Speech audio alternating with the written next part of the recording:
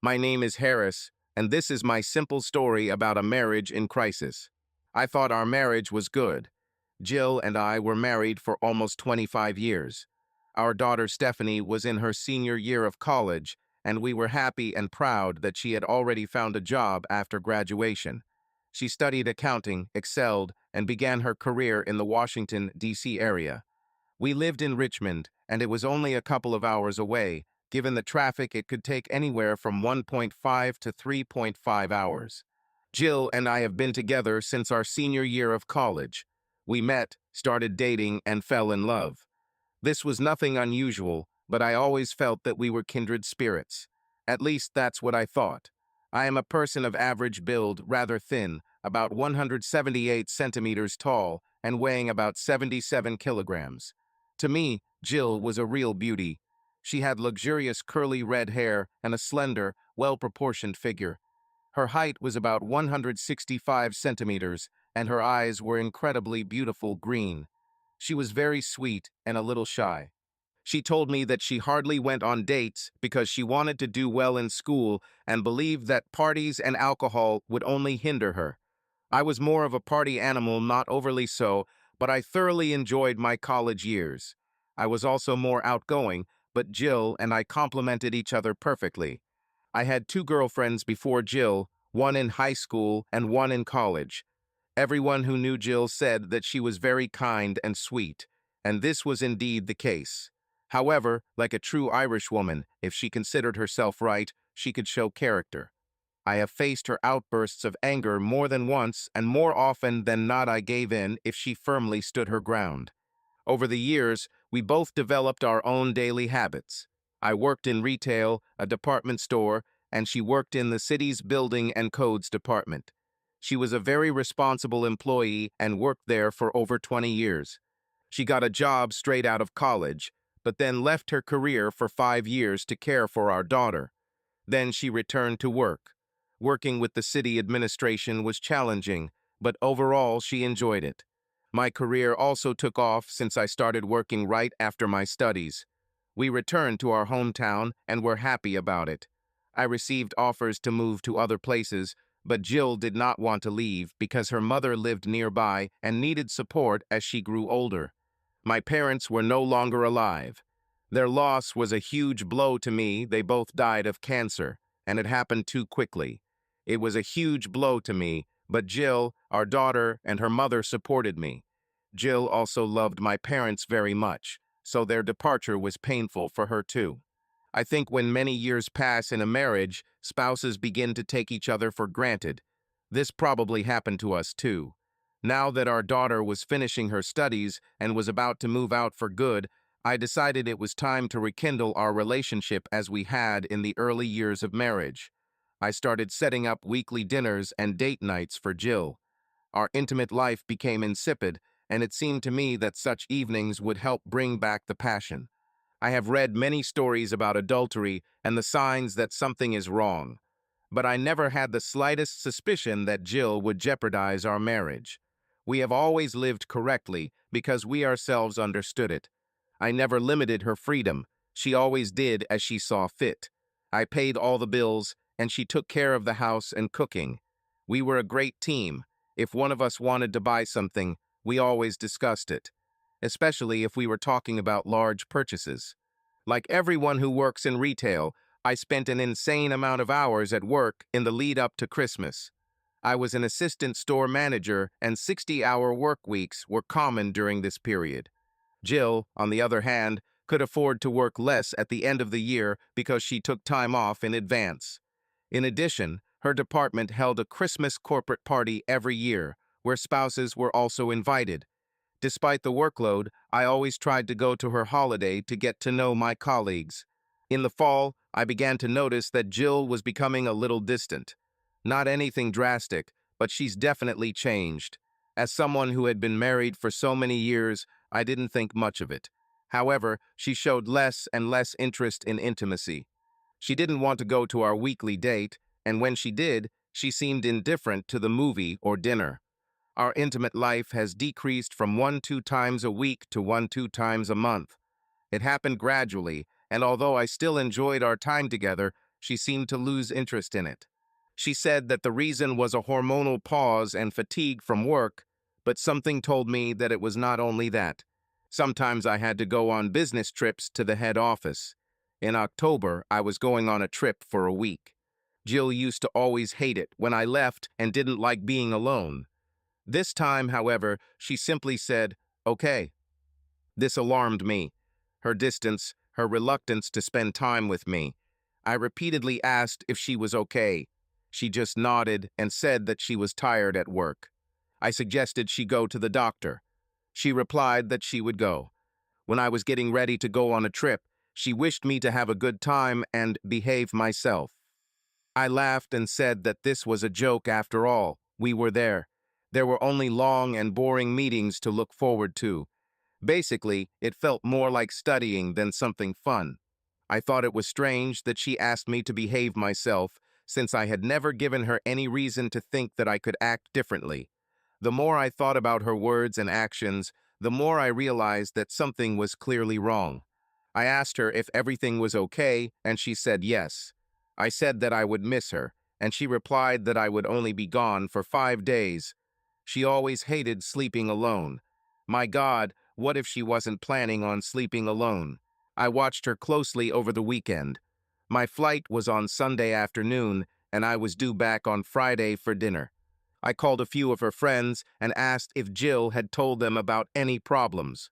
Her closest friend Beth said she looked tired, but didn't say anything more. I also knew Sally, one of her colleagues. I asked Sally if anything had changed at Jill's work. Sally was silent for a minute, and I repeated my question. Then Sally said, "We have a new manager in the department. He introduced new rules, and now everyone has more work." I thought it was strange that Jill didn't tell me about it. I asked when this new manager arrived and what his name was.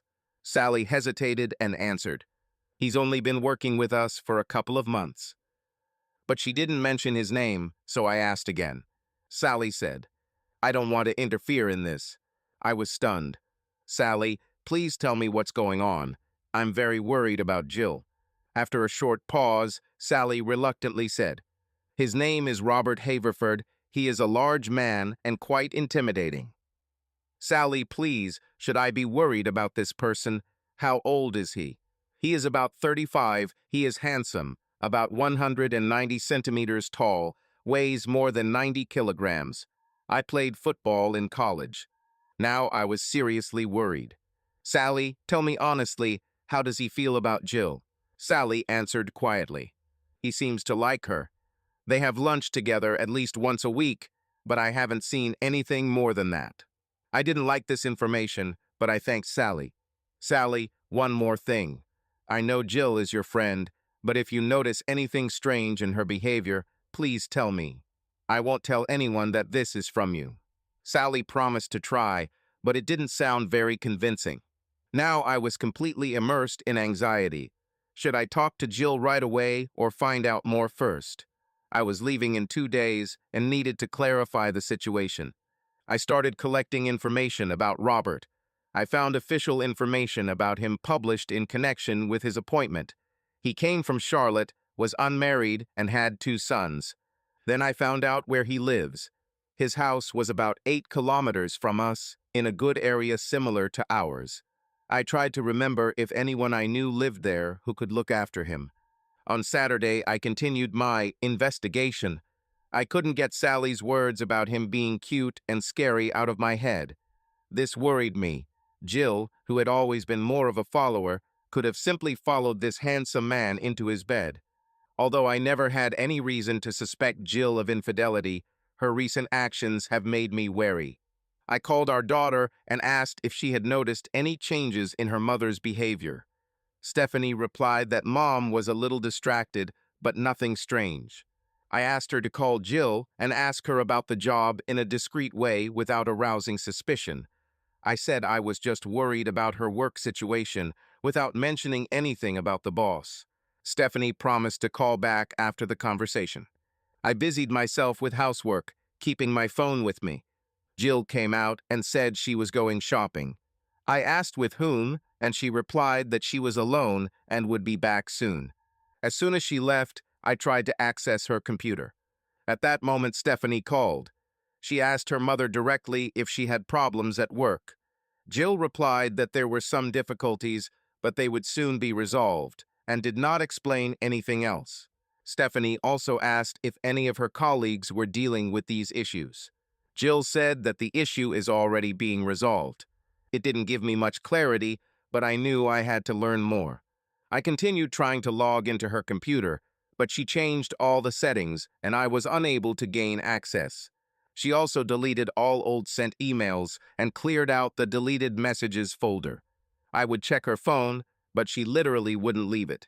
As I was getting ready for the trip, I suddenly thought, what if I went to Haverford's house and saw if Jill had gone there? She was dressed normally, as if she were going shopping, but that didn't mean anything. I got to his house in 15 minutes. I just wanted to drive by, see what kind of car he had, and write down the license plate number. When I turned onto his street, there was a car parked in his driveway. I didn't know what he was driving, but I saw that the car had North Carolina license plates, and he came from Charlotte. Lexus.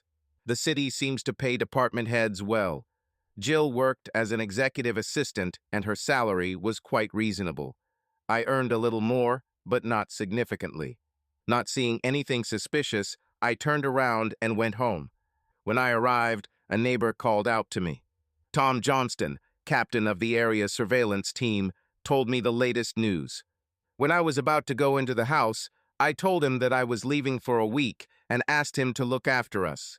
Jill will be left at home alone, and I would like it if he checked on her from time to time to make sure she was okay. He said he would do so, and I entered the house. Once I was inside, I started the laundry to wash items I might need for the trip. I usually wash my underwear along with Jill's clothes to fill the machine. I started rummaging through the laundry basket and came across some sexy new bras and panties that I had never seen before. Once again, everything began to add up to a picture of serious problems in our marriage. Like most men, it's happened to me. I see something new on my wife, and she laughs and says that she's been wearing it for a year, but I just didn't notice. But here I was sure I had never seen it. Jill knows I like black and red lingerie. I've given it to her before, but she almost never wears it. Now I see both and wonder when she suddenly decided to wear them. About that moment, I heard the front door open, and she entered the house and went upstairs. I asked if the shopping went well, and she replied that she didn't find much, but there was a sale at the mall. I work at a department store and have a discount for employees and their spouses, which she usually enjoys using. But this time she said she decided to try new stores. I just shook my head. The conversation didn't go well at dinner. I was thinking about the situation, and it seemed like she was too. It was as if we were on opposite sides of the barricades. Jill was always an excellent cook and prepared delicious meals. But lately she has been increasingly buying semi-finished products. Sometimes that was fine, especially when we were both busy, but right now she had nothing to do. I told her that I needed to go to the store to get some allergy medicine. I suffer from it in the fall and spring. He asked if she needed anything. She gave me a short list: paper towels, toilet paper, and a few other things. I said I'll be back soon. Smiling, I said goodbye to her, that I would like to spend the evening with her, because I would soon have to leave. Her answer was predictable. She was going to go to bed early because she was tired and didn't sleep well the night before. So there was no question of romance or even a simple hug. I was amazed and disappointed. My wife became just a housemate for me. What the hell is going on? When I returned from the store and started putting away my purchases, she was unhappy with literally everything. Wrong toilet paper, wrong towels, etc. I understood what was going on. She tried to provoke a quarrel to avoid any intimacy. I was stunned. When did my loving wife turn into a bitch? She deliberately tried to start a scandal to justify her actions in my absence. I just shook my head. As expected, she came upstairs shortly after dinner and read a book while I showered. As I changed into my pajamas, she said she was very tired and would go to bed soon. It was 8:30. I just went downstairs and watched the football match. That night, I slept on the couch. It seemed stupid to go to bed with a wife who does nothing but get angry and provoke conflicts so as not to interact with me in any way. Early Sunday morning, I got up, made coffee, and was reading the newspaper when she came downstairs. Sometimes we went to church, but with her mood, I didn't know if she wanted to go there. She quickly got dressed and said that we needed to hurry if we wanted to make it in time. I got ready too, and in a few minutes we were ready. At church, she acted like my old wife, sweet, friendly with everyone. I was hoping that the priest would say something about fidelity, but alas, not this time. After the service, we greeted our friends and went home. On the way, she simply ignored me. When we arrived at the house, she immediately got out of the car, and I decided to roll up the trash cans for Monday collection. She screamed at me to quickly open the door because she forgot her keys. I opened it for her and finished with the trash cans. When I entered the house, I saw that she was making herself a sandwich. She usually asked if I wanted anything or cooked for two at once.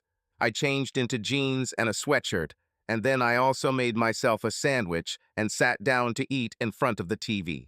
When I glanced at Jill, she was reading the newspaper. Then her phone rang, and she picked it up and left the room. This woman knew how to be different. She hasn't said a word to me since we got back. After lunch, I took out all our washed clothes, folded them, and took them upstairs to the bedroom.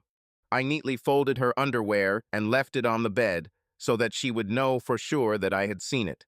When she walked into the room, her only comment was, "I hope you washed this on a gentle cycle, otherwise you might ruin all my clothes with your incompetence." I turned around and was on the verge of an explosion. I was angry and was about to tell this witch what she could do with her new panties and bras, but she left the room. I collected my things and was about to leave. Jill saw me place my suitcase and carry-on luggage by the door. She complained that now she would have to take me to the airport and sacrifice her Sunday afternoon. Usually, she was happy to take me around, and we talked about how much we would miss each other. This time I knew I could never be happy with this woman again. I told her, "Don't worry, I'll go myself and have a wonderful week." I was sure she already had her plans and couldn't wait for me to leave. I got into the car and left the house without saying goodbye or kissing as usual.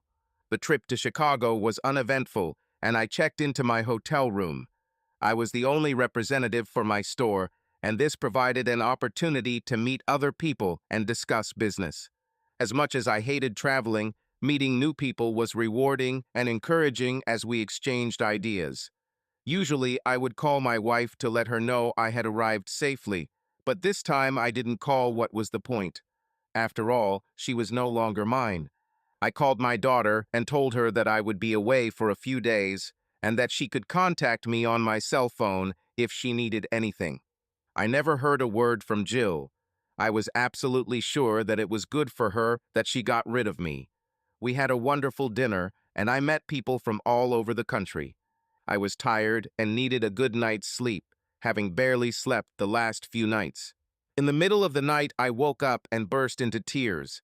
I had been holding back all my emotions and finally let them come out. I was so glad to be alone because I knew my marriage was over unless Jill decided I still meant something to her. I couldn't live like this anymore. I cried because my daughter spent the holidays with one parent or the other. I cried for all the years we spent together. Basically, they were very happy. Then I went back to sleep and woke up to start a week of meetings. I checked my cell phone, no messages or texts from Jill. Nothing. It was a real blow to the gut, absolutely no news from my supposedly loving wife. The week of meetings passed, and gradually I began to make a plan on how to get out of this marriage. It was obvious that she was gone, and I could never get her back. I called my lawyer and told him about my situation. He said he could prepare the documents if I wanted. After a long conversation, he suggested that the division of property would be about 50-50ths. I made a little more than her, and our daughter's college expenses were already covered, since she was almost out of high school. I was a little reassured by the beginning of the procedure that was supposed to break this marriage fiction. Surprisingly, all this happened within a few weeks. That being said, I still had no proof that she was cheating physically, not yet, but she was clearly cheating emotionally, cutting me off from her life. Then I checked all our accounts. I paid a lot of things online, and my wife didn't even care about our bills. Usually she didn't care. She didn't know we had retirement accounts and only paid for what she wanted to buy. Now at least I felt like I was getting my life back. As the week went by, I decided to call my neighbor Tom to see if he had noticed anything suspicious in the area. He said that every morning someone picks up my wife by car and drops her off again in the evening. I asked what car it was, and he said Lexus. I laughed and thanked him for the information. Tom, always a little curious, was now glad that his intervention had been useful. I asked him to do one big favor: keep track of how long this car sits in my yard. I was extremely straightforward and told him about my suspicions. He happily agreed because he himself had experienced a not-so-pleasant divorce story several years ago. On Thursday, I called my boss in Richmond and asked to leave early, citing problems at home. He agreed, since the main meeting on Friday was already just a wrap-up week. I boarded an early evening flight home and called Tom again. He said that the car had been parked all night, and he even had a couple of photographs with timestamps. I said that I owed him, and he replied that there was no need for gratitude. I also said that I would come see him later to see what was going on. He, being retired, will probably be there if anything happens.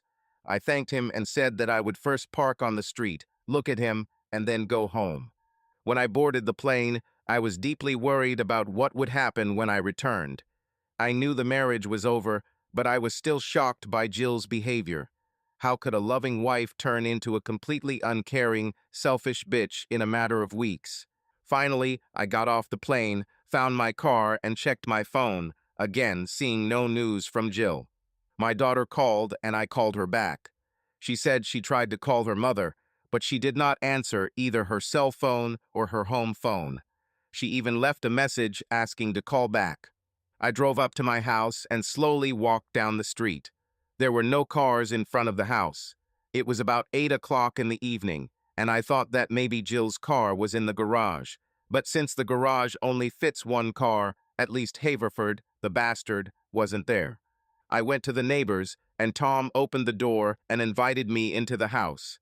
He said the car had been there all night, parked on the street, right in front of the house. So they tried to be invisible, but it didn't work out very well. He added that he saw them leave about 6, and since then, as far as he knew, there had been no more of them. I wondered if they were visiting him or maybe just going to dinner. I decided it might be worth a trip to Haverford's house. Tom suggested that I move my car to the next street so that if they returned, they would not notice that my car was parked nearby. I agreed. He suggested that I could go to his house, but that they would return because if they were spending the night at his place, Jill would probably take some clothes with her. Tom remarked, "They looked like a happy couple as they held hands as they got into the car." He apologized after his words, and I told him not to worry because my marriage was already over. Now all I had to do was wait. I called my lawyer and told him I was back in town. He said that the documents are already ready. The division of the property was fairly equal, with everyone keeping their own retirement plans and the house being divided equally when it was sold. We would both receive a share of the value accumulated in it. We had been together for almost 18 years, and it was estimated that we would each get about $100,000 after the sale unless she argued. I said I would be amazed if she argued unless she wanted a better deal. The lawyer said he could have everything ready by Monday morning. I still had a lot to do, but I couldn't keep it to myself until Monday. I needed to go to the bank and allocate funds, as well as sort out joint accounts and credit cards. There weren't many bills, but for the sake of fairness, after 24 years together, it was necessary. The hardest part was calling Stephanie and telling her. I decided to wait until I met them in person and found out what was going on. While I was waiting, Tom noticed how nervous I was and told me to sit down, relax, and he would bring coffee. He talked about his time in the army and how waiting was an important part of discipline. I appreciated his words, and it calmed me down. We sat in Tom's living room, overlooking my house across the street. It was dark, and when we saw a car approaching the house, he went out to look. He said, "Sit down and wait until they come back, and we'll see what they do." Finally, around 8:30, the car pulled up to the house. Jill stepped out, and a large man followed her, putting his arm around her as they walked towards the door. Tom had a great camera and took some pictures as they entered the house. He then turned to me and asked what I wanted to do: go up and see them in person or wait until he left so I could meet Jill myself. Since the next day was Friday and they had to go to work, I decided to wait a few minutes and then quietly sneak into the house. Tom suggested calling a lawyer and getting his opinion. I called and said that I was going to enter the house where my wife and her lover were. He suggested that it might be worth waiting until the private investigator arrived to avoid provoking possible violence or anger. I said it was too long to wait. I needed to see them with my own eyes. He said the man could react and things could escalate into a major conflict.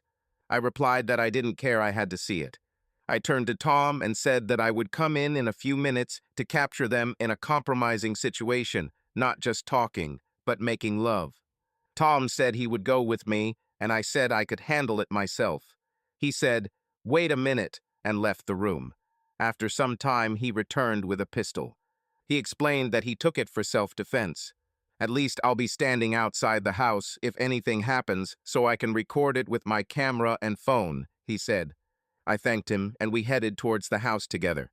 It was about 9 p.m.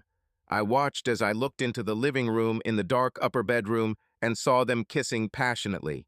It took all my strength not to scream at them, at Jill and her lover. My heart was breaking, but I continued to watch, because if they continued to make love in the living room, passers-by might notice them through the slightly open curtains. Tom walked over and took a couple of pictures with his camera. Jill had a strange smile on her face, like a child at Christmas. All my hopes of saving the marriage completely disappeared when Jill stood up, and he took off her blouse and pants. She stood there in the red panties and bra that I admired on Sunday when I washed them. Then he picked her up and carried her upstairs. When I saw the light was on, I walked to the back of the house and slowly opened the back door. I walked up the stairs and stopped. I turned on the video on my phone to record their conversation and cautiously peered into the corridor. The door was slightly open and the light was on. They didn't notice that I was standing in the corridor, so I started filming.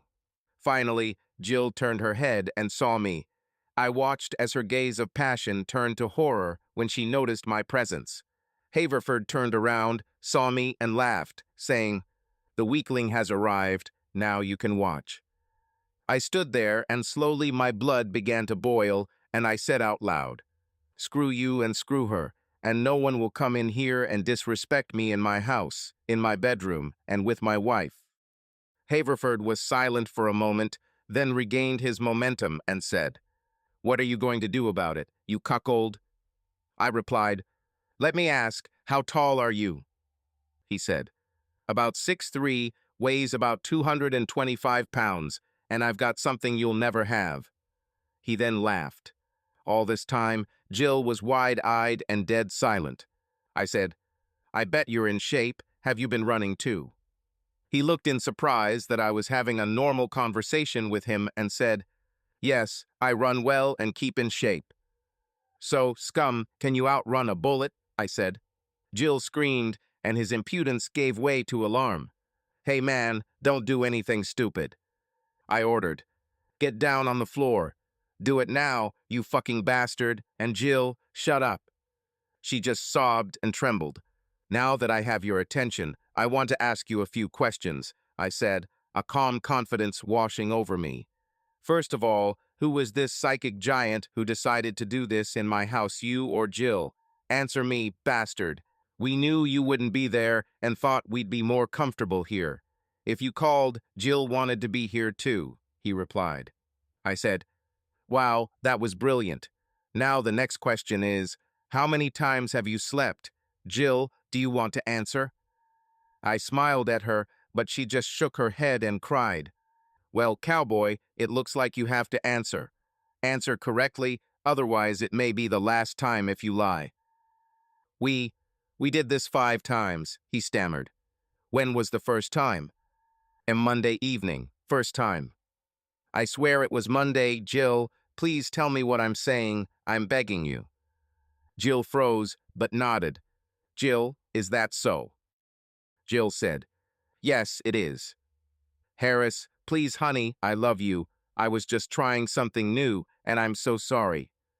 But you didn't answer my question. Did you like him more than me? Give me the answer, bitch. No, honey, but I did it because he insisted. It's over, so we can be a couple again. I laughed. I don't know what happened to me, but I felt like I was getting at least some self-respect back. He slowly got up and began to get dressed. Now let me make a statement regarding this incident. I have a short video and photo of you doing different things and saying different things. If you don't want this to become public knowledge, I will keep this intervention a secret. Do you both agree? Jill nodded and Haverford said, yes, I agree. Please don't release this video.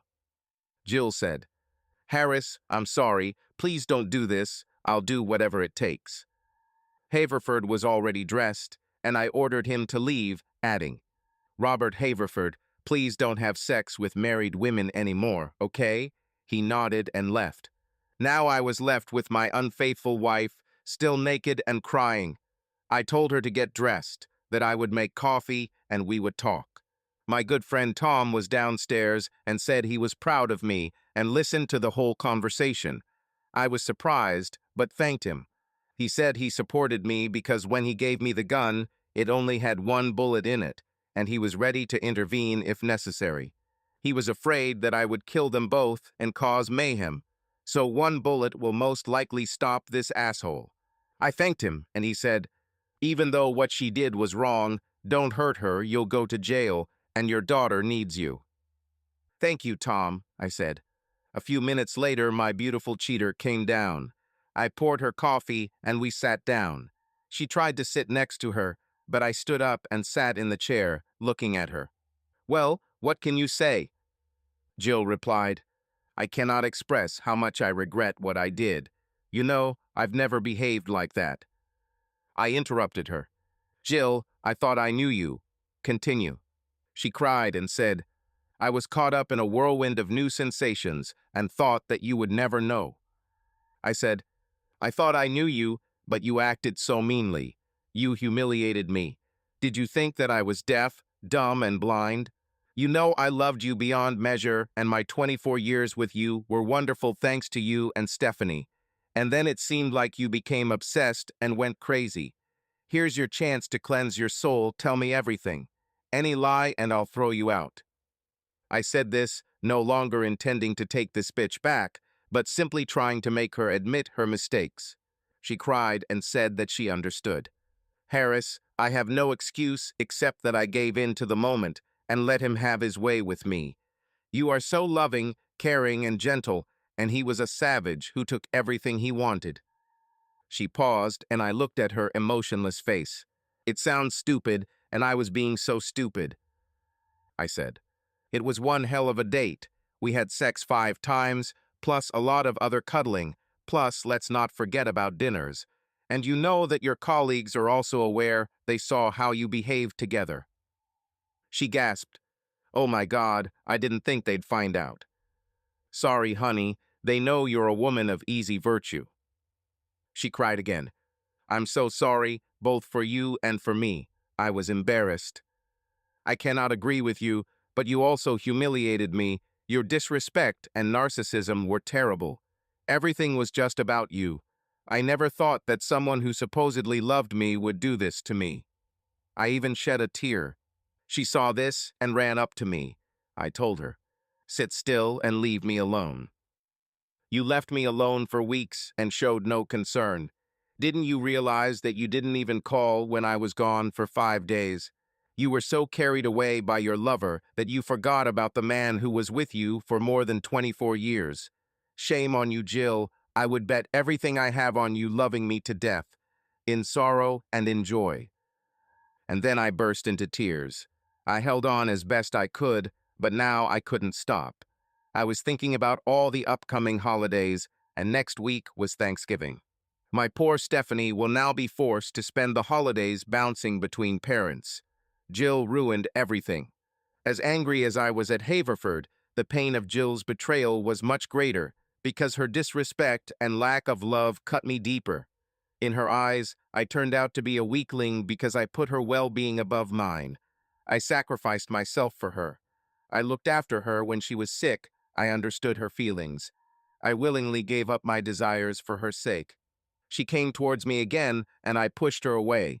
She grabbed my legs and fell at my feet, sobbing. I needed to have this conversation for closure. I didn't expect any typical justifying chatter from her, as all cheaters do. You were lonely, he said you were beautiful, and so on. I didn't care what he said, I only cared about what you did. She cried again and said, Harris, I lost everything. My self-respect, your love, I'm broken. Jill, do you love him? Do you want it? What are your plans? No, I don't think so. I was just in love with the idea of something new. I said, you don't think so, which means you're not entirely sure if you love him. No, Harris, I don't like him. It was just a novelty, trying something forbidden. I found it incredible. You won't be able to change your feelings that quickly. We both need a good night's sleep. I have a day off tomorrow, and after sleep we can discuss everything. I think we better go to bed. I got up and went to our bedroom, picking up some things and taking them to my daughter's room. She said, I want to sleep with you. I replied, our bedroom is now desecrated by Haverford and you. I doubt I'll ever be able to sleep there. You'd better stay in it.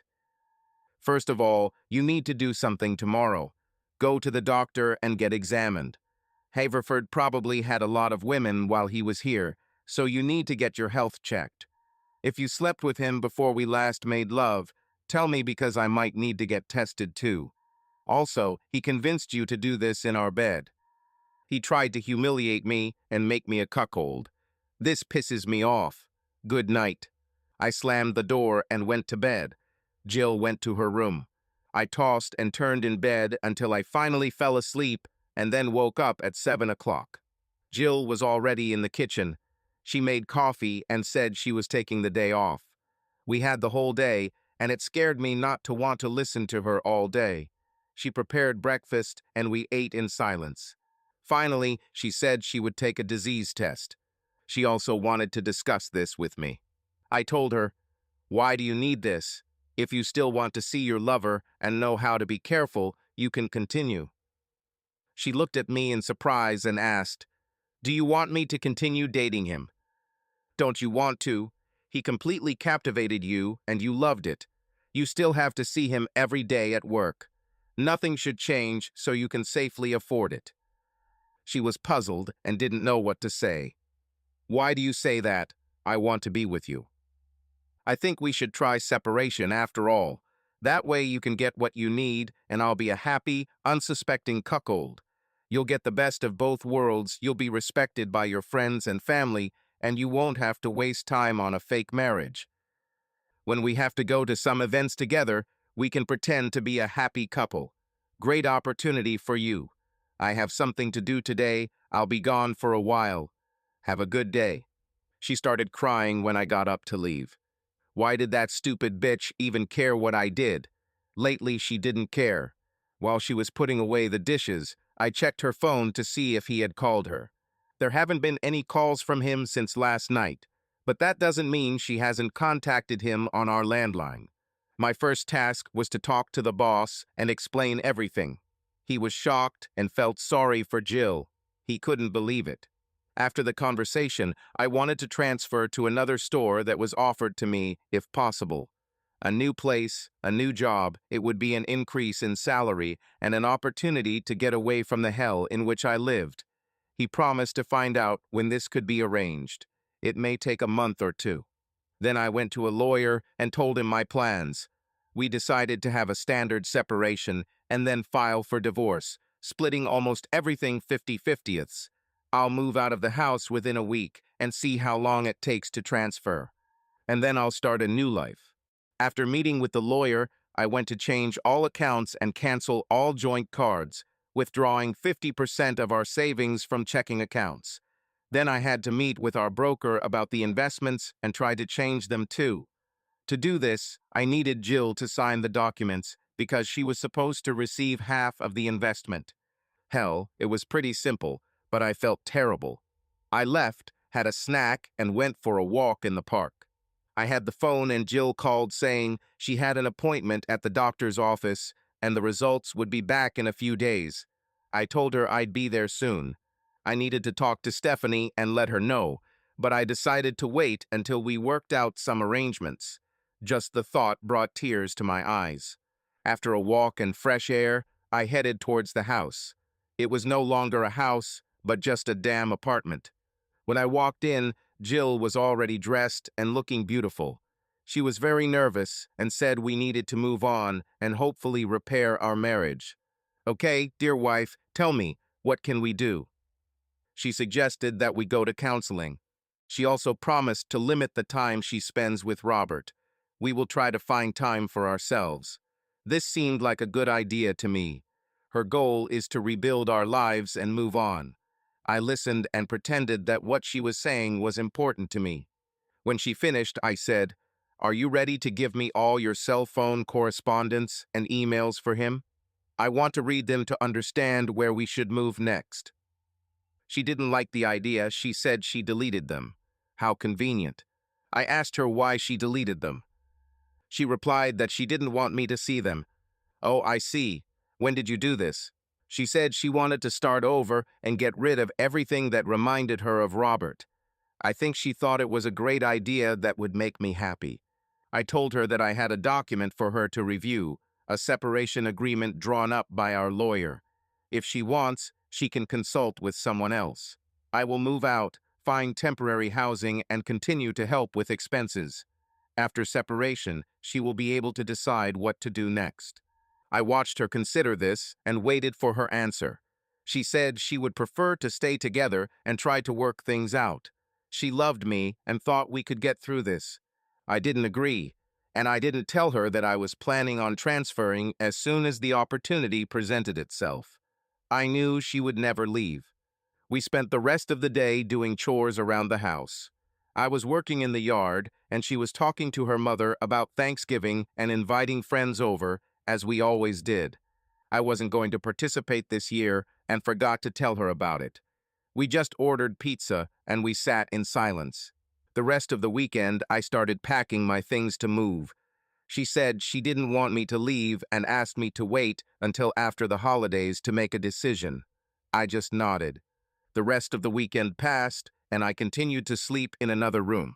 She asked if she could join me, and I told her, "No, we need to be apart." I took Monday off again, unbeknownst to Jill.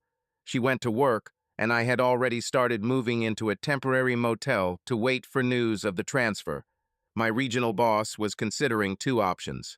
Since I was the assistant manager of the store, and the manager himself also knew the situation, he was a good friend and understood that my transfer would bring me financial benefit and free me from the toxic environment in which I lived.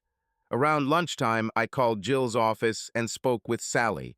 I sensed that she was reluctant to talk to me, but I needed to know how Jill was feeling at work. Sally noticed that Jill was very quiet and reserved. She also noticed that Jill met with Robert in his office for about an hour. When she came out, she looked nervous and headed straight to her office. Sally said she looked into her office and saw Jill crying. Sally asked what happened, but Jill replied that she had had a rough weekend and that she and her husband were going through a difficult period.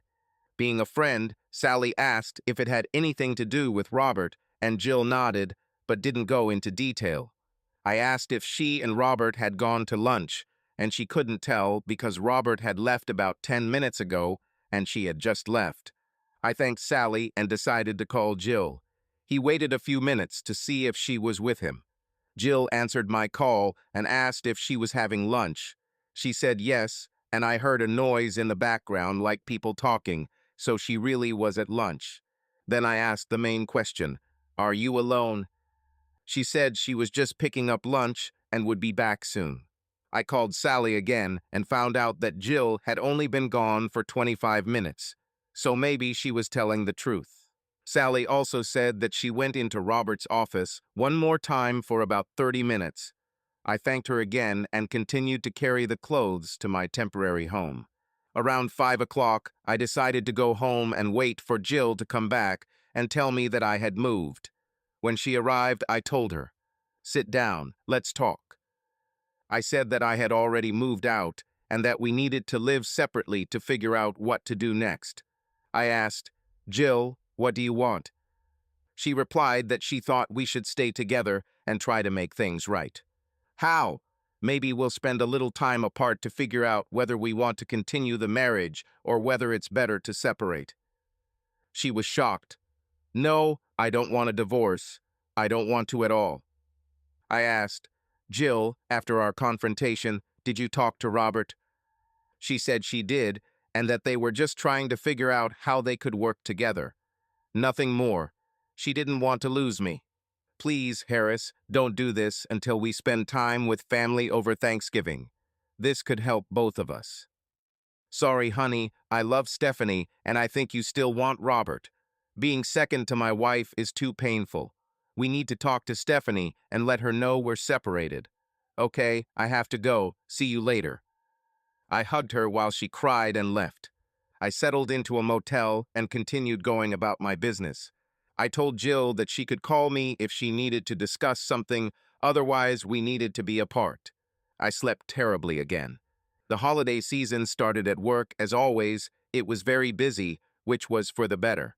I finally finished work and returned to the room around 7 o'clock. I checked my phone and saw a message from Jill telling me she loved me. I thought sarcastically, "Jill, who loves?" Later, Jill called and I answered. She said Thanksgiving dinner would be at noon. She was excited because Stephanie was coming home tomorrow and we invited about 10 people. Then she asked what time I would arrive. I said I won't come. She fell silent and simply hung up. Well, it went great. After this conversation, I called Stephanie and told her that her mom and I had separated. She started crying, and I told her that her mom was dating someone. I didn't go into detail, but I had to tell her the truth. I didn't create this mess, her mom did. She begged me to come to Thanksgiving, but I said I couldn't. I was too injured and was planning on taking her out to dinner so I could see her as much as possible over the weekend. The work promised to be intense. It was Black Friday after all. I usually started work around 5 a.m. and worked until almost 8 p.m. She begged me to return to my mother because it would be terrible for her if we did not reconcile. I wish I could tell her more, but I didn't have the strength. Another night passed, and I again slept terribly. I hope I make it through this holiday season because it promises to be the worst I've ever had. The Wednesday before Thanksgiving was always crazy at the grocery store. We prepared hard for everything. I worked for about 12 hours and then went back to my little motel. Thanksgiving morning was sunny and bright, but I was depressed. Alone, hurt, and angry, I was in a room with a kitchen, and I bought some food to get through the day. I was looking forward to dinner with Stephanie, but the rest of the day was shaping up to be a very quiet one. I thought about all our past Thanksgivings and started crying. Life seemed to suck, but I needed to move on and start again. All day I had only the TV with me. I felt like I was in prison. At noon, as I ate my ham and cheese sandwich, I thought about those gathered around the big table. Later, Stephanie called and said she would come around 4 o'clock to spend time with me. I loved my girl so much. She was my rock. When she arrived, I hugged her tightly and kissed her, and we both started crying. I held her for a long time until she sat down. Stephanie said she spent half the night awake with her mom. Jill told her that she had made a big mistake, but did not go into detail. Stephanie asked, "Did she cheat?" And she simply said that she was wrong. I said I would tell her everything she wanted to know, except for the gross details. She understood. She said that my mother was in a complete breakdown, cried for 2 hours, and was afraid to meet everyone if I wasn't there. She also said that everyone was shocked when they found out that we separated. Mom did not want to answer questions, but said that she was working on reconciliation. Dinner was quiet, Stephanie reported, but Jill's mother was angry. She was going to get to the bottom of it, and I was expecting a call. Stephanie and I had a nice dinner talking about everything school. Boys, she had a nice guy I met who might be the one, she said. This made me happy and sad at the same time. She couldn't wait to finish her work. I told her that I had applied for a transfer, but did not ask her to inform my mother until the transfer was finalized. Then she realized that my mother and I would never reconcile because my mother would never move. I told her that only she and her mom are keeping me here. I lost her mother, and she is already building an independent life. Nobody kept me in Richmond. I told her that she would be the first to know if the transfer took place. Stephanie kissed me and left. On Black Friday, I was in the store from 5:30 and we opened at 7 o'clock. The day was crazy, full of problems. 2 employees did not show up for work, the computer froze, and there were many complaints about the lack of some goods. I felt like I was moving from one crisis to another, both in my personal and professional life. Finally, the day ended, and I couldn't even look at my phone the whole day. When I returned to my room, there were about 10 messages. 1 from Jill, 2 from Stephanie, 5 from Jill's mother, 1 from Beth, and 1 work message from the regional manager. I started with the manager. He had good news. The manager from Savannah was about to retire, and he thought I would be a great replacement if I was interested. I said I would be happy to discuss this with him. This opportunity will come only after the first day of the new year. I understood this and looked forward to the meeting. Then I talked to Stephanie. She said her boyfriend was coming into town on Saturday, and I said I'd like to take them both out for a late dinner if possible. She agreed, and we agreed to meet at 8 o'clock. Then I called Jill. She said she had a good Thanksgiving, but everyone was asking about me. I said that I hoped the day went well and that I missed good food. She said that the choice not to come was my decision. She was also angry that I told Stephanie that she had an affair, which she did not. In fact, I was her lover, and I was angry because of the mistake she made. I told her not to sugarcoat her bad behavior because I didn't create it. We chatted a bit about Steph and then hung up. Finally, I talked to my mother-in-law. She was always very kind to me, and I had nothing but respect for her. I was very worried before the call, but I called anyway. She wanted to know all the details without missing anything. She was a lovely Irish woman who could be quite passionate. I knew where Jill got that from. I told her that I had caught Jill with another person and that I was devastated to share my feelings. She listened to me and told me not to make hasty decisions, that she loved me and that she would contact me soon. Surprisingly, I used to have a very high libido, and since all this started, I haven't even thought about sex. I think I was humiliated, and it completely destroyed my self-esteem. At dinner with Stephanie and Mark, we were talking about the future, and he, right in front of her, asked me for the honor of taking her as his wife. She smiled, tears appeared in my eyes, and I agreed. Mark was a pleasant young man with a good future. They hadn't told anyone yet, but they were planning to do it publicly soon. Steph and Mark were also planning to tell Jill later that evening. I hugged them both and felt better. For the first time in a long time, I had good news, a possible new job and a new son-in-law. Work took up all my time, and this was for the best. There was no strength left to indulge in personal pain. I would go to work early, get home late, and mostly just be exhausted. Jill contacted me a little, but mostly left me alone. I had no idea what she was doing, but I was curious. She called and asked how I was doing, and I answered that I was swamped with work, as usual. She said her Christmas party is this weekend, and although she's not sure if she'll go, she feels like she should go. She said that she misses me, but thinks a lot and hopes that we will be together again. This is the first party I won't go to with you, she said. I replied, I know. She then said she was busy with Christmas shopping and preparations. Stephanie had a lot of beautiful things, and I offered to help pay for everything she needed, for which she thanked me. Then she said that she had to go and promised that we would call again. Interestingly, a few minutes later, her mother called me, and I spoke to her. She was pleasant but determined.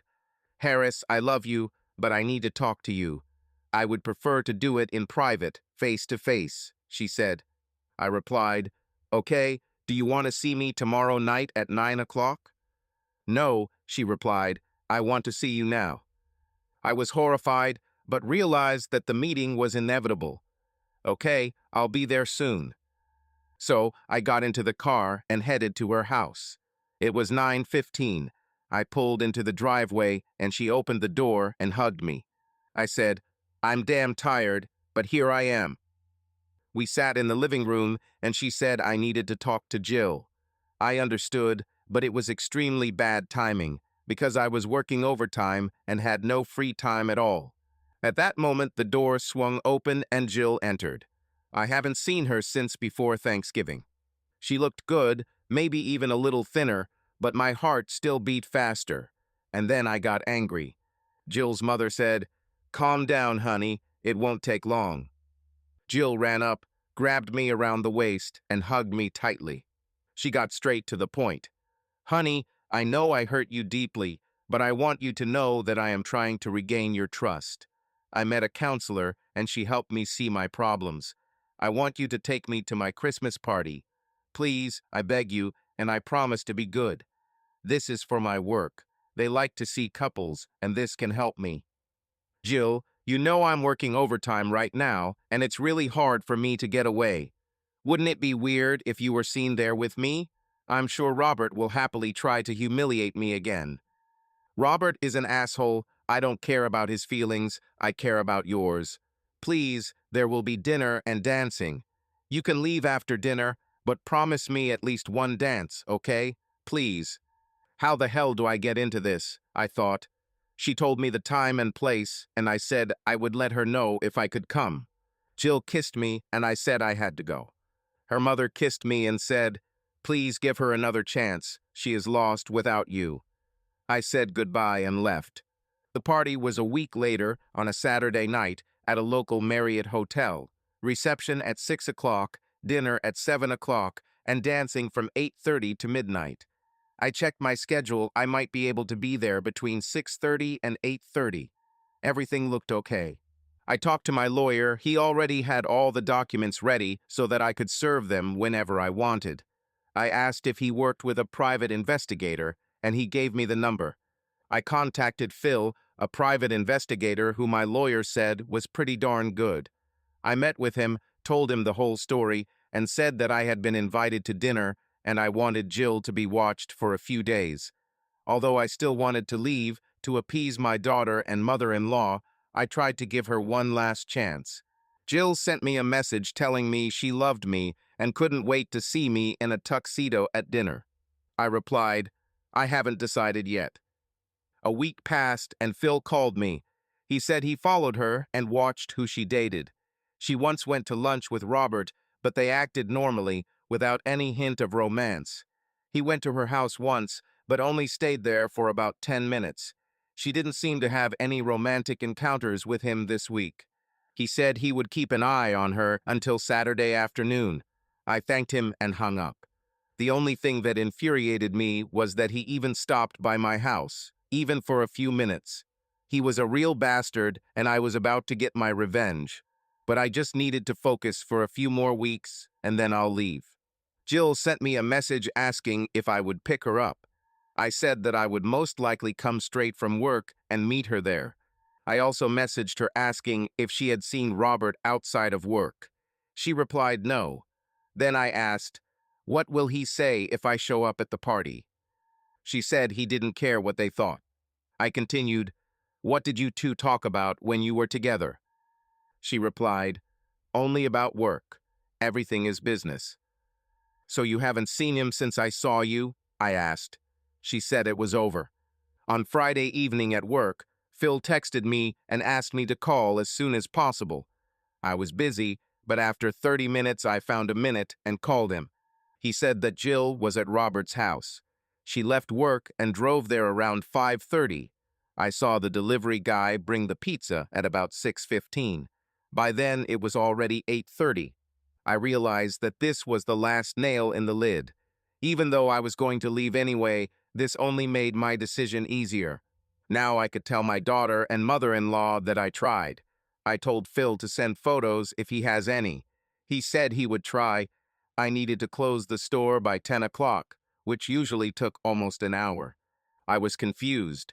Even if I had previously thought about giving her another chance, all my hopes had vanished. Around 11:15, Phil texted me. He sent some photos, but they weren't as informative as I had hoped. They were seen hugging, but no sex was observed. They seemed to be staying in the living room rather than the bedroom. I wondered if I should call. I decided to at least give my soon-to-be ex-wife a reason not to come to the party the next night. I dialed her number, but it went to voicemail. I left a message asking for a call back. A few minutes later, she called and asked if I was okay. I said that there was an urgent matter, and I would not be able to come to the party tomorrow evening. She sounded disappointed and said she had a new dress that she wanted to show me. Then I said, "I know you're with Robert. Tell him, go to hell," and hung up. I got back to my motel at 11 o'clock and got into bed. Phil wrote that Jill left immediately after I called. Saturday morning was bright and cold. I slept a little better than I expected. I called Stephanie and told her I wasn't going back to her mom because she was still dating Robert. Stephanie was upset because her mom claimed she hadn't seen him outside of work and would never see him again. Then I called my mother-in-law and said the same thing. She was furious and apologized for raising a woman of easy virtue. I told her I appreciated all her support over the years and said goodbye. When I checked the phone, it turned out that there were 5 calls and about 10 messages, all explaining that she was there, but nothing happened. They ordered pizza and chatted. Nothing happened. She repeated this over and over again. Finally, I sent her a message telling her that Robert had won and not to bother me anymore. I will send the divorce papers on Monday. At work, I continued as before, but at least I knew that my future was already planned out. I needed to call Sally again at Jill's work. I told her it was the last time and thanked her for all her help. I asked her not to tell Jill that I called. Asked about the party, Sally said Jill was quiet and mostly socialized with her friends, but did dance with a couple of guys and, yes, Robert once, although she didn't look happy.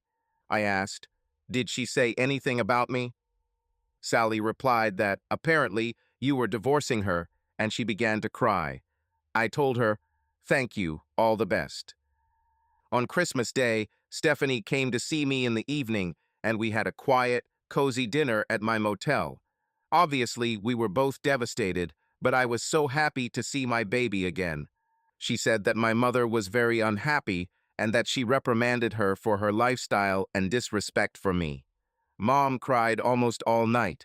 I then told Stephanie that I had a transfer and that I would be leaving the area after the first of the month. She cried like a baby and said that Mom was absolutely wrong about everything. She really hoped that we would make peace again. Stephanie also said that her mom received divorce papers but simply put them aside and hasn't opened them since. I asked Jill, "Can't you just sign the damn papers and we can move on?" She said it hurt her to leave the house, but realized that it had to be this way. Time is ticking. It's been almost 2 years, and I'm happy in Savannah. My beautiful daughter is married, happy with Mark, and lives in Northern Virginia. She loves her job and hopes to start a family in a few years. My ex-wife Jill sold the house, and I received my half of the proceeds. At first, she tried to resist the divorce, but it was in vain. After we broke up, she never saw Robert again as he moved on to his next victim. The next one was also married, and Robert lost his job due to sexual harassment. Even Jill testified against him. Steph says that her mother sometimes goes on dates, but is not happy. Her unhappiness prevents her from going out, and she chooses to stay in her condominium. She tells Steph that she made a huge mistake and will never forgive herself for her actions. She says she still loves me, but knows I will never take her back. I refused to meet with her, and my lawyer settled all the formalities. I saw her at the wedding, but we tried to stay away from each other. She sent me a long letter of apology, as her consultant advised her to do. She wants to visit me, but she will wait until I invite her. I started dating someone here a little. It's nice, and I'm in no rush. But I've met some lovely ladies, and I'm happier than I've ever been since all this happened. Jill stopped calling after the last time she asked, "Is there anything I can do to get you back or to get you to forgive me?" I replied, "I don't think so." Jill. Here I sit and look out the window. It's the start of a new year, and I'm alone and depressed, and the weather matches my feelings. It's cold, windy, and there's snow on the ground. What happened to me? My name is Jill, and I have been married for over 24 years to my college sweetheart, Harris. I met Harris in my third year and was immediately attracted to him. He was funny, kind, more outgoing, and attractive. All my life I have been very quiet and reserved. My parents were strict and expected us to always do the right thing. My brother is 2 years younger than me, and he always seemed to break the rules. He constantly got into trouble or caused scandals at home. My father constantly tried to pacify him. My mother was kind, but she could be strong-willed because she was Irish and knew how to keep my father and us all in line. We grew up in a typical middle-class family. I was a quiet bookworm and usually followed others. I didn't like being the leader or the center of attention. I was told that I was beautiful and sweet. This may seem arrogant, but my mother drilled this into me since I was a child. Be kind and follow the rules. Like I said, my brother was the exact opposite of me. He was a good athlete, outgoing, and always doing something. Most of his problems were not serious, but it constantly led to conflicts with his parents, coming home late, chasing girls, being the class clown, and not caring about his studies. I didn't go on many dates because I was mostly shy. A few guys asked me out, and I said yes, but they were more like friends, and we never had sex, just kissing. It was exciting, but I always knew I had to stay focused if I wanted to go to college. I felt that I was still too young to get close to anyone. I had friends who dated guys and were close to them. They told me about their experiences. I usually laughed quietly and enjoyed their stories, but I was determined not to give myself to anyone until I truly fell in love. I graduated from the educational institution, entered the top 10 graduates of my class, and went to study at the university. Leaving was exciting, but I was very worried about this step. I was smart, but very naive. I had a good roommate my first year, and we became friends. She was reserved, but she had a boyfriend. I didn't like it when he came over because then I had to go to the library or something so they could be alone. My neighbor Sharon often tried to set me up with people or persuade me to go to parties. She helped me a lot, and sometimes I went with her. I was asked out on dates, so I knew I didn't look terrible, but because I was so shy and didn't let guys have sex with me, after the first few invitations I barely got any more dates.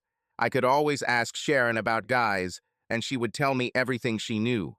I was interested and wanted to meet someone special, but I never let myself relax until I met the perfect guy. She laughed and said, "Jill, there are no perfect guys. You need to date different ones to find the one." When my third year began, I was completely immersed in my studies. Sharon had a friend from high school whose roommate was a wonderful guy. She insisted that I meet him. I just shook my head and said, "Everyone you introduced to me was either a party animal or a nerd with no character. I'm an introvert. I need someone who will love me for who I am." She laughed and said, "Yeah, with two introverts at the table, it would be a quiet date." She finally convinced me to meet this guy. She said he was nice and that he had just broken up with his girlfriend. I agreed. The next weekend, I met my Harris. I liked him immediately. He seemed pleasant, kind, and easy to talk to. This was something new for me. I felt good with him. Harris was attractive and had an easygoing manner. He could talk to both the janitor and the dean, and everyone loved him. Harris and I started dating, and at first I was curious, but wanted to see where the romance would go. We started seeing each other on weekends and then during lunch breaks. As time passed, I looked forward to our meetings more and more. He had a wonderful sense of humor, and everyone found him charming and pleasant. Over time, I fell in love with him. I couldn't wait to meet. I knew he wanted to move on to more physical intimacy, but he also respected my boundaries and still wanted to be with me. Spring has come, and our college held a ring dance. It was the biggest dance of the year, and I was so happy when Harris invited me. I bought a new dress and was absolutely delighted. We had a great time at the dance, and I enjoyed the evening so much. After the dance, I went to his apartment and stayed there overnight. I didn't plan this, but his neighbor left for the weekend, and we were left alone. My mom always taught me that you shouldn't sleep with a guy before marriage. I laughed at this thought because my lover and the man of my dreams kissed me and told me how much they loved me. I felt so good and calm. In the morning, I decided to prepare breakfast for Harris. As is often the case with him and his neighbor, there was almost nothing in the refrigerator except cereal, oatmeal, and a couple of bagels. I thought, this will do. I cooked the oatmeal, and when everything was ready, he came into the kitchen. He came up behind me, hugged me, and told me he loved me. I felt so good. I've been waiting my whole life for someone to make me feel this way, and finally my man is here, and I love him so much. I had a summer internship with the city government, and Harris was working in construction. He made good money and was in great shape. We looked forward to the weekend. Sometimes he would come and stay with my family for a few days. I was always proud to show Harris to friends and family. Over time, I realized that everyone loves him and believes that he is the one for me. He protected me and was always there. We started our senior year, and then tragedy struck. My father died suddenly of a heart attack. We were all devastated, including my brother. Harris became our rock. He came to my home, and we worked together to organize the funeral. After the funeral, we returned to school, although I wanted to quit school, but he helped me cope with it. Harris and my mom talked, and they decided that I should finish the school year, and then after discussion, Harris proposed to me. I was so happy that I just cried because he was my love, and I knew he was my soulmate. After this tragedy, I finally had something to look forward to with hope. We returned to school. The year flew by, and I visited my mother often, missing many weekends to be with her. Sometimes Harris came, sometimes he didn't. As the school year progressed, I looked forward to graduation and my wedding. I already worked in the city government, as I was previously an intern. Harris was interviewing and trying to find a job in Richmond. He understood how much it meant to me to be with my mother. Although my mother was strong, I felt that her father's death affected her deeply. I simply could not leave my mother alone. She needed me. Harris had a degree in finance and was offered a job at a large retail store that had an opening. I was so happy for him. He was happy too, but as always, he put my feelings first and was willing to move to Richmond for me. We finally graduated from school in May, moved in at the beginning of June, got married at the end of June, and started working in July. What a whirlwind of events this summer has been. I was so happy, but very nervous about getting married and starting a new job at the same time.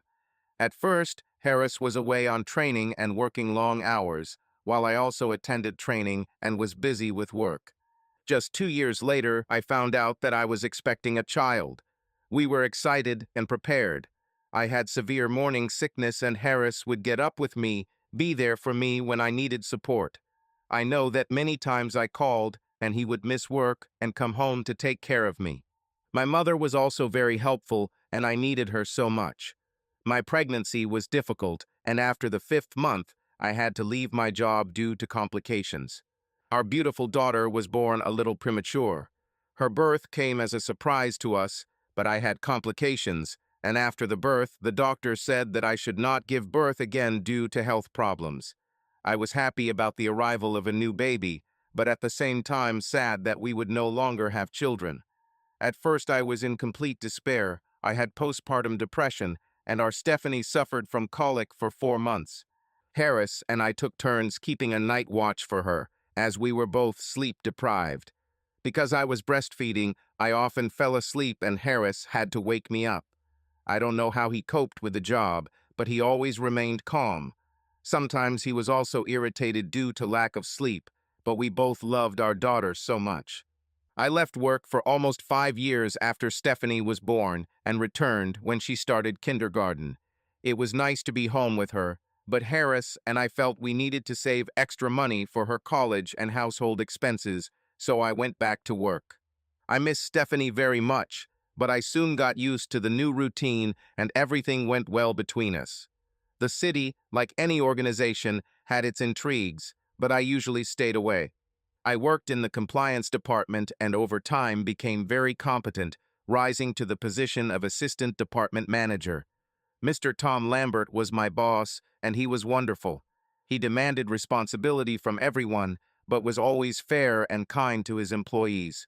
Over time, I received promotions and was soon appointed assistant department manager. Mr. Lambert prepared me well, and I always felt valued. He had worked for the city for over 30 years, and I knew he would retire soon. Everything was going well at home, but Stephanie was constantly busy.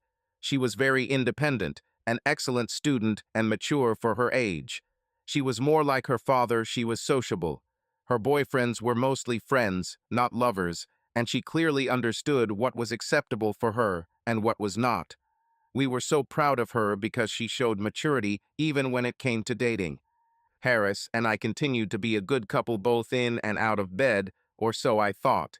Harris wanted to try something more adventurous, but I always told him no, believing that our intimacy was quite comfortable, and I didn't think it was necessary to change anything after so many years of marriage. I've never been one for experimentation, although Harris said that after all these years we should be able to have sex the way we both want. I told him that I was happy with what we had. I know he was disappointed, but he was never angry. Looking back, I now regret that I didn't dare try something new with him. After all, he was my only lover, and I had to be ready to try whatever he liked. This seemed to be our biggest problem. I've always been uncomfortable showing public affection. Harris always loved to hug and cuddle, knowing that it could lead to intimacy. Stephanie's senior year in high school was a very stressful year. Harris, having been promoted to assistant manager at the store, continued to go to all of Stephanie's tennis matches, cheering her on and giving her advice. Unfortunately, Harris' father was diagnosed with cancer. He and his mom moved to Florida to retire, and we haven't seen much of them in the last 5 years. We usually visited them in the summer, and they came to us at Christmas. His father was given only 3 months to live. We were devastated. He loved his father so much and could always turn to him for advice, because his father never imposed himself. I also really loved Father Harris. His mother was also kind to me, but she did not have the same warm attitude as my father. I understood where Harris got his style from.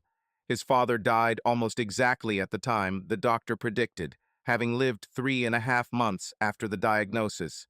It was a very aggressive cancer. His mother found herself in a difficult situation. Suddenly, Harris had to travel frequently to help with her finances, and he was less and less at home. I began to envy that there is so little of him now. As Stephanie prepared to graduate, I realized how much I would miss her, and I became depressed, realizing that the house would be empty, and with Harris constantly leaving, I would have to be alone. Harris felt pressure from me and his mom and started to get a little angry because we were both demanding his attention. With Stephanie gone, he also felt the loss of his daughter. Looking back, I realized that I was adding to his anxiety by constantly complaining and whining instead of supporting him. I wish I could have been more supportive. As I told my friends Sally and Beth, I felt like I might need something more in my life than just a job and taking care of the house. They said that they go out in the evenings with friends and invited me to join them. I thought about it and agreed. I discussed this with Harris, and he said it was good. I told him that if I went with them, I would leave work immediately and go straight to the restaurant, and I would have to cook dinner myself. He immediately agreed. I started going with a group of colleagues. Sally and Beth were my closest friends. They were married with children, and we had a lot in common. The girls could relax and say whatever they wanted. Although I was quite introverted, I always liked to communicate with different people, especially the more open ones. Most often we talked about children, office work, our husbands, or current events. However, depending on who was present, sometimes single women interacted with and shared their adventures. It was a revelation for me to listen to their stories. Harris was my only lover, and not having much dating experience, I was naive about sex, except what was between us. After a couple of years, Mr. Lambert retired and plans were made to hire a new manager. We all thought it would be someone from our city. A temporary manager was appointed to run the office for 6 months. We all assumed he would get a permanent position, but that never happened. We all remained in our places, and I continued to meet with colleagues. Some of them were quite open about their relationships. Beth, Sally, and I listened as they shared details of their sex lives. I know I was naive, but the stories about different lovers surprised me. I never talked about Harris or anything too personal, limiting myself to general topics.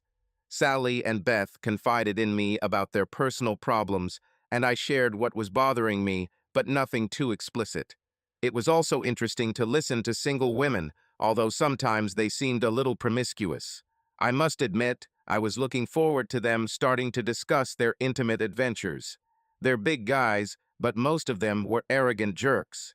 Not having much experience, I never thought about it. It gave me mixed feelings, strange, but interesting. I knew I would never cheat on Harris, and he would never cheat on me, but I loved hearing about a completely different world that I had no idea about. When Stephanie left for college and Harris returned home from traveling to help his mom, I was happy we were back together. Then another tragedy happened. His mother, like his father, was diagnosed with cancer. This was another blow for my husband. He had to travel back and forth frequently again to help her, and I also went along. We invited her to move in with us because we had a free room, but she did not want to leave her home and friends.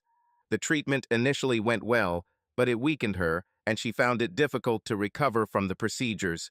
And then, just as she was starting to recover, she developed pneumonia and an infection. She died very suddenly, and doctors said her heart probably failed as a result of the treatment.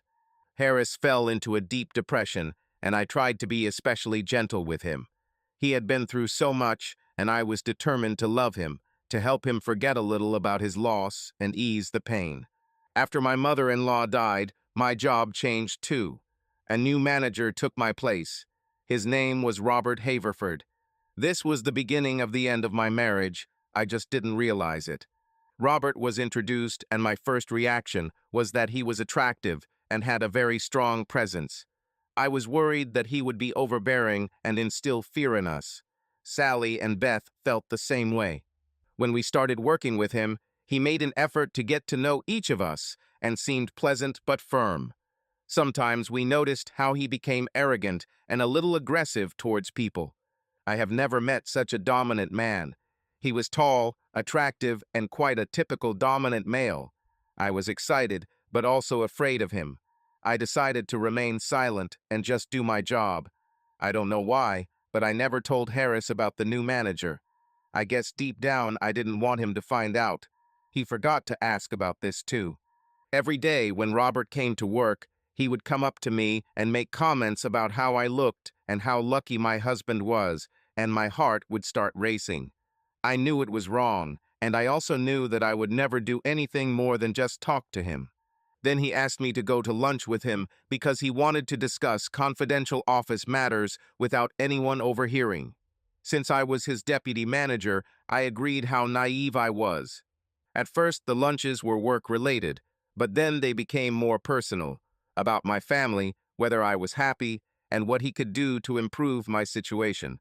I heard from Sally and Beth that he was a real lover. He dated women, and there were rumors that he had impressive assets and knew how to use them. I, being quite conservative and not very experienced, was flattered when he said that he liked being with me. And when he added compliments and made sexual comments, I began to worry, blushed, and he liked to tease me. It was strange to me, but I never thought it would be a problem. Then it all happened at one of our women's evenings in a restaurant. As it turned out, he suddenly appeared. I don't know how he knew where we would be, but there he was. He joined us for dinner and then said there would be a dance across the street in the lounge. Some women didn't want to go, but for some crazy reason I liked being with him and agreed. Sally wasn't there that night and Beth said she had to leave. Only Robert, myself, and one other woman remained. Elizaveta, an employee of our department, also joined. When the music started, Robert asked me to dance, but I refused, and then he invited Elizabeth, and she went out on the dance floor with him. I watched them dance and realized that Robert was an excellent dancer. He was a large man, but he moved gracefully. They danced a few times and returned to the table. Then Robert asked another woman from across the room to dance, and she seemed to enjoy it too. Elizabeth, who was single and perhaps 10 years younger than me, hinted something about his size and giggled. Elizabeth was known for dating many men. After a while I had to leave, but Robert grabbed me and forced me to slow dance with him. I was amazed. When I returned home, Harris was working in his office. I was very excited. I kissed him and told him that I needed a shower. He nodded and winked. I was ashamed, but I dreamed of Robert. Then I got dressed and climbed into bed. I was so tired, but felt great. Soon I fell asleep. I didn't even notice when Harris went to bed. Thus began my fantasy of being with Robert, and every day he turned me on. He would take me out to lunch and touch me tenderly. I became more and more excited at the thought of him. He was never intrusive or rude, he was a gentleman, but he knew how to manipulate me, and I was ignorant of it. I started working longer and arriving later. I tried to dress more provocatively, but not too much, just enough for Robert to notice. He constantly gave me compliments, and I absorbed them. Looking back, I realized that all he wanted was to sleep with me. I just didn't see it then. Beth and Sally warned me to beware of him because he had a bad reputation, but I chalked it up to maybe them being jealous. I was stupid. I soon began to distance myself from Harris. I told him I was tired when, as it seemed to me, he wanted intimacy. I began to ignore his wishes. We used to have an active sex life, not fantastic, but quite satisfactory. I didn't even realize that I was becoming so grumpy and unconsciously began to quarrel. Harris kept saying he was worried about me. I replied that I was getting older and spending more time at work to pay for Stephanie's college expenses. He said he wanted to take me away for the weekend, and he was excited. I answered that this was impossible since work was too busy. I saw that he was in pain. He was always so caring and tried to please me. Things continued to progress, and I began to want to be with Robert more and more. I knew it was wrong, but I thought that once I slept with him, I could go back to Harris and no one would know. Unfortunately, the relationship with Robert became obvious, I just didn't notice it. Every year, Harris had to go to a conference with other managers to discuss the upcoming holiday season. I hated being alone and was always afraid when he left. However, this year, as Robert teased me and beckoned me more and more, I decided that now was the right time, since Harris would be out of town. I was so inspired that I started buying sexy lingerie for Robert and thought it would be a new adventure for me. I thought I was being discreet, but Harris saw the lingerie and asked when I bought it, because he had never seen me in such an outfit. I said that I had it for a long time and changed the subject. As I already mentioned, I have always been very conservative due to my upbringing and never did anything spontaneous. I laughed quietly to myself, preparing to do something no one would think of. Robert continued to seduce me, and eventually I agreed to tell him about the Harris conference. He was delighted and said that we would spend a lot of time together during the week. I was so excited that I became unbearable for Harris. He constantly said that he was worried about me and advised me to go to the doctor. I answered that this was normal because I was losing the desire for sex. I assured him that I would go soon. I didn't even realize that I had completely broken away from him. I didn't care because I was waiting for Robert. It's amazing how much I've changed, and I didn't even notice it. In the week before Harris left, all I could think about was my time with Robert. I practically threw Harris away. He became increasingly frustrated and angry. I ignored him except to complain about him. I usually accompanied him to the airport, hugged him, and told him that I would miss him, and was always there to meet him upon his return. But this time I said that I was busy and asked him to take a taxi. He just looked at me and walked away. When he left, I was delighted. I immediately called Robert and said that now I was alone for the next 5 days. Robert was delighted and wanted to come. I said no, but I thought it would be nice to go to dinner and talk. I was excited but also nervous. This was a huge step for me, and I needed his reassurance. We met at a restaurant and had dinner, and Robert sat next to me, not across from me. He touched me gently and hugged me. The restaurant was in another part of the city, and I didn't think anyone would recognize me there. We had a pleasant dinner, but I wasn't ready for more yet. Soon I dozed off, completely forgetting about my husband.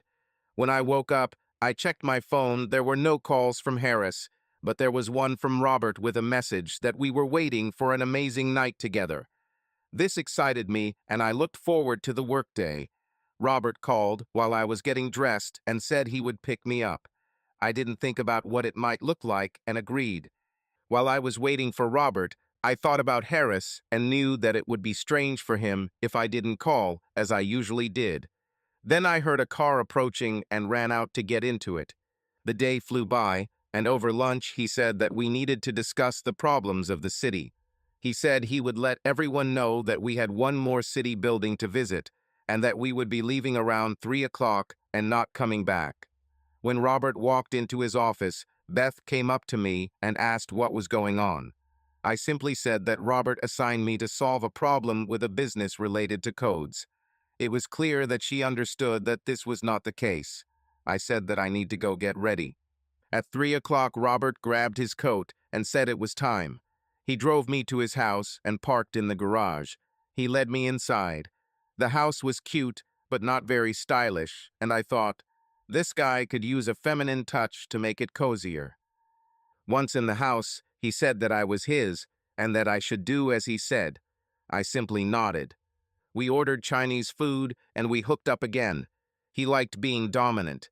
I was his toy to play with. After that, I asked Robert to take me home.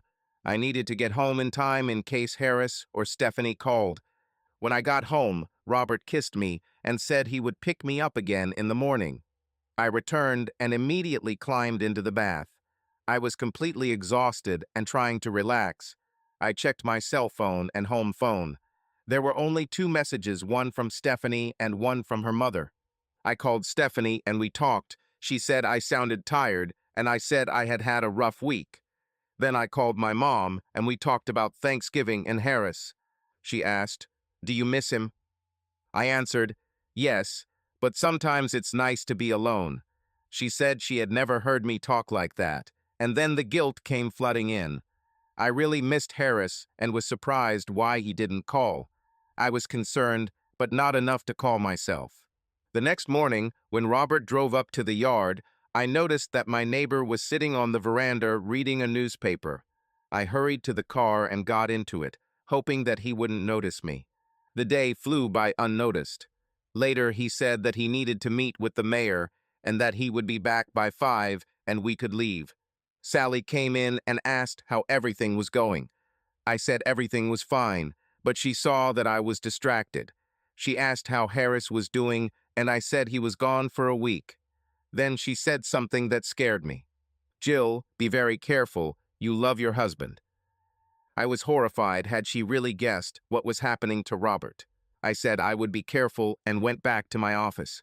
At 5 o'clock, Robert returned to the office. He said he needed to clear his desk, and then we could leave. I agreed. A few minutes later, he came out, and we went to his house. In my entire life, I have never been like this. I felt like a slave, following all orders, but I understood that this was too much. I was losing control, and I didn't like it. Robert and I finished dinner, and he grabbed me and took me upstairs. Then, after enjoying the time with him, he took me home again. I walked into the house and cried because of everything I had done. I understood that I would not be able to meet with Harris because he would probably notice from my face what I had done. However, somehow I was drawn to it. I wasn't usually submissive, but with Robert it was different. The next day was Wednesday. I knew that Robert was waiting for a meeting after work, and I told him that I could not meet because I also had an appointment. I needed a break. I was completely exhausted after 2 nights in a row. I went to bed and slept well. It was Thursday, and I knew Robert was looking forward to spending the night at my house. He said it was so sexy to sleep in the bed with him in the bed I share with my husband. I was too naive to understand that this was exactly what Robert liked, to humiliate my husband and make me so submissive. Looking back over the past week, I realized that I hadn't heard anything from Harris. No calls, no messages. Then I panicked. He must have felt something too. I haven't called him all week either. Robert drove up and I went to work. The day passed and my thoughts were elsewhere. I was angry that I didn't tell Robert that I was going to work myself. I didn't want to be with him anymore because Harris was coming back tomorrow and I wanted to be in the best possible condition. At 5 o'clock we left. This time he wanted to take me to dinner. I reluctantly agreed and said that we could not do anything today as I needed to prepare the house for Harris's arrival. He continued to assure me that everything was fine, but I understood that he would still try to do something when he dropped me off. We spent a pleasant evening at dinner, but I was weary and very tired from all these adventures. We left the restaurant after 2 bottles of wine at about 8:30. When Robert arrived at the house, he got out of the car and came over to help me inside. I thought I saw someone watching from our neighbor's porch. Although there were no lights, I thought I caught a glimpse of him. He hugged me by the shoulders, and I, swaying a little from the wine, hugged him back.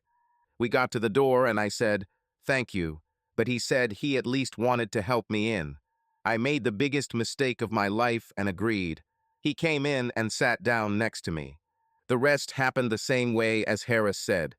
Everything seemed to be in slow motion, and I had a real fear that Harris would kill both Robert and me. After all the fuss when Harris kicked Robert out, I took a shower and cried the whole time I was there. I could never explain or justify how badly I treated my beloved, dear husband. The following weeks blurred into one moment, and I only spoke to Robert when absolutely necessary. The last time I still treated my husband like a piece of trash was when I finally decided to go to Robert to explain to him that I didn't want him to bother me anymore. He kissed me, and I almost choked. We had dinner together again, and I told him that I loved my husband and had probably already lost him.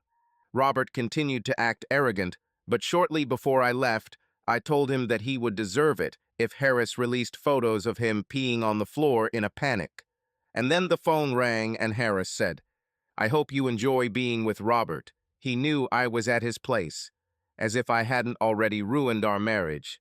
The holidays were terrible, and when Stephanie told me her dad was moving to Savannah, I knew I would never get Harris back. I deserved all the bad things that happened to me. Eventually, Robert continued his temptations and finally lost his job. It was poetic justice. Unfortunately, I live in a one-room apartment, take care of my sick mother, and sometimes visit my daughter. My life is no longer alive, it simply exists. The love of my life was gone, and there was a huge void in my heart. I returned to my simple conservative life alone. I rarely date men and have almost no desire to do so. Now I just work and go home. I still dream about Harris and how to get him back. But it's no use because he's already moved on. I'm truly devastated. Next time I hear a woman who wants more, I'll tell her, make sure he's a selfish bastard.